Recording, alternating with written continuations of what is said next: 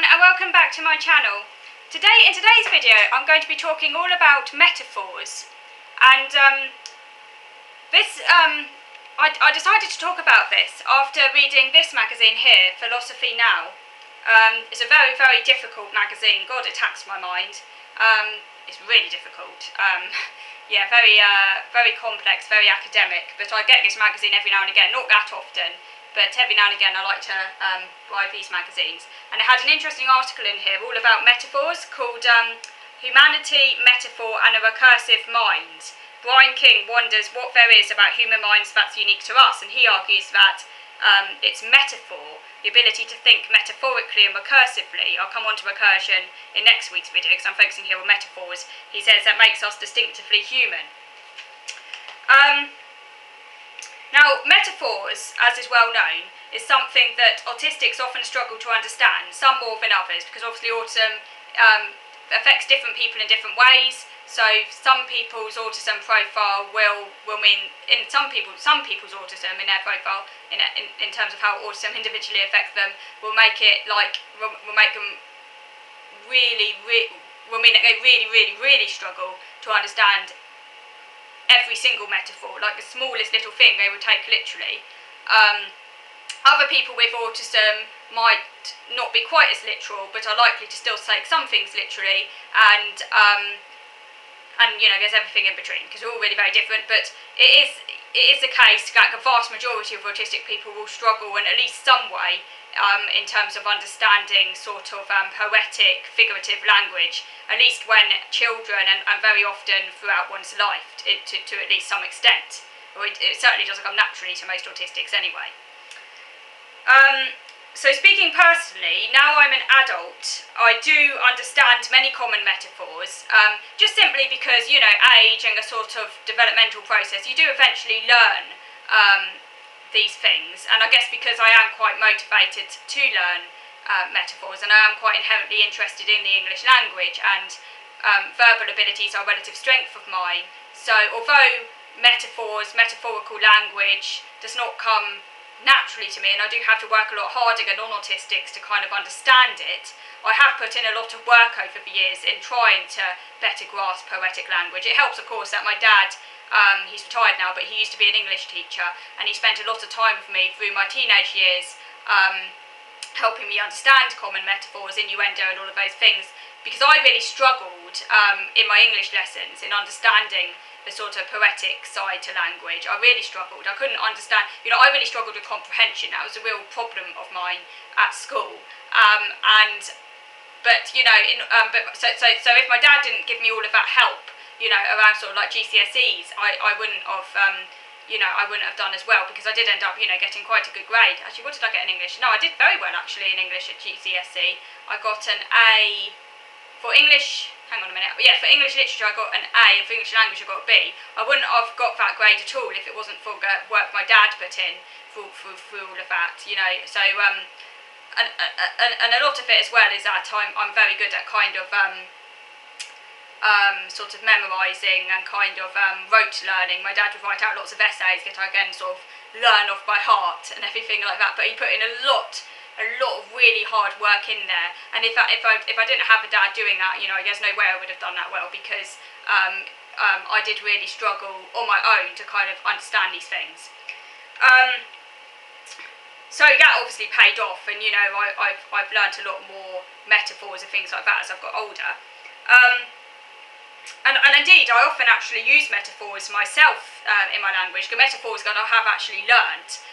You know, and as I'm very pleased that I've learned them. I do sometimes use them in my own language. It's a bit of a kind of sort of stereotype that autistics never can't do metaphor at all.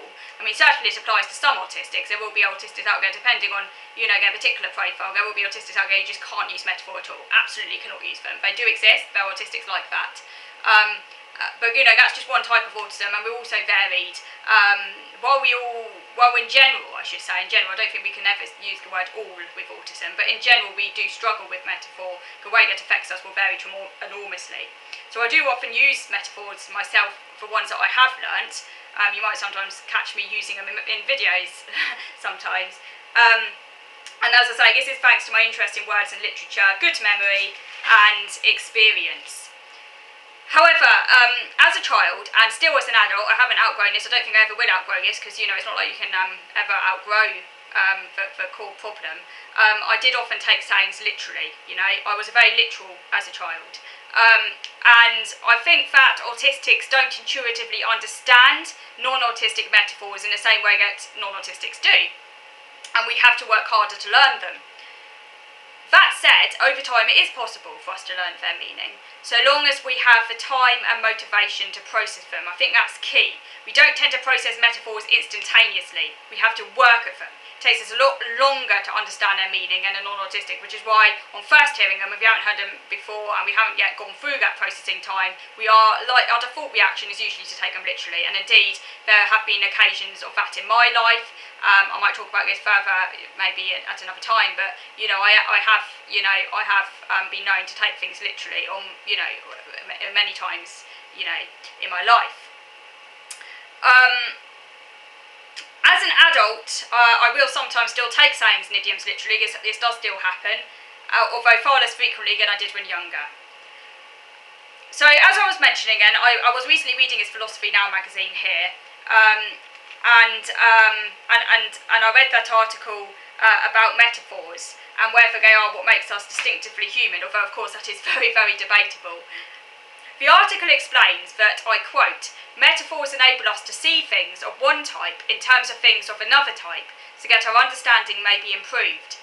We tend to see abstract things in physical ways because complex thoughts are more easily communicated in simpler terms. So metaphors involve describing one thing in terms of something more familiar, such as bodies, objects, and feelings. Abstract concepts are always derived from the physical, because abstract things can only easily be understood in terms of other things with which we are already familiar. However, if we are not part of a shared community of meaning, we will inevitably struggle to understand that community's metaphors. I think this is why autistics struggle with the metaphors used by non-autistic people, as opposed to us not being able to use metaphor itself. So I'm not sure it's really the case that autistics can't use metaphors full stop. It's more of a case that we, as a rule, struggle to understand non-autistic metaphor because we're not part of that shared community, that shared social context of meaning. One example of me taking a metaphor literally was on my 7th birthday. I was having a meal with my grandparents at a hotel, and it was near closing time. The hotel manager came to tell us that if we did not hurry up, he would come and kick us out of the hotel. Of course, he did not mean he would literally kick us out, because he was using a physical word, kick, to represent a more abstract notion of making us leave using non-violent means. But I was terrified. In my mind, I imagined him kicking our bums all the way out the door, and I ran and hid under the chairs on a hotel balcony. So this is one of many instances of me taking common sayings literally as I grew up, and I might talk about the other instances in another video.